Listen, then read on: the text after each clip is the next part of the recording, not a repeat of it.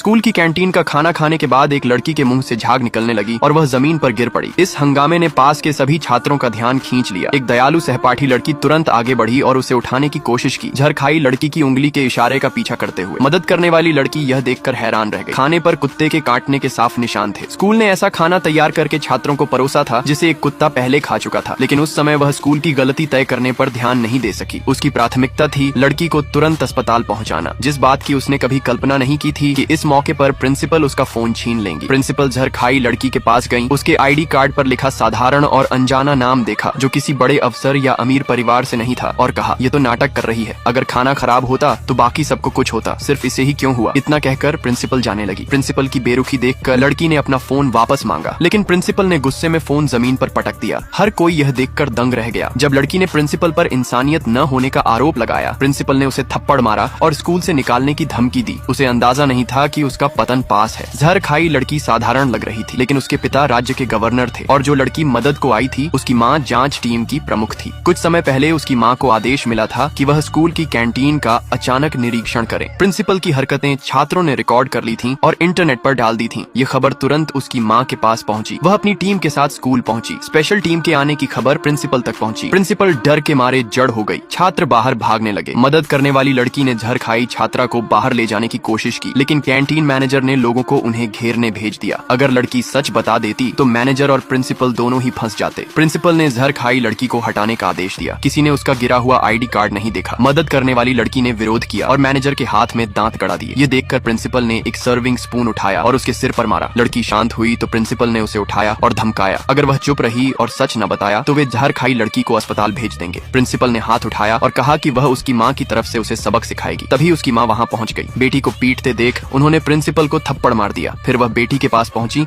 और पूछा कि वह ठीक है या नहीं। जब उन्होंने देखा कि बेटी होश में है तो पूछा कि क्या हुआ था। प्रिंसिपल की धमकी याद कर लड़की ने कहा कि एक छात्रा कमजोरी से बेहोश हुई थी, लेकिन माँ ने जमीन पर गिरे खाने को देखा और शक हुआ। उन्होंने कहा कि वह भूखी हैं और खाना उठाकर खाने लगी। प्रिंसिपल पास खड़ी थी लेकिन कुछ नहीं बोली। यह देखकर बेटी खुद को रोक नहीं पाई और सच बताने वाली थी। तभी दरवाजे से झरखाई लड़की के पिता, जो राज्य के गवर्नर थे, अंदर आ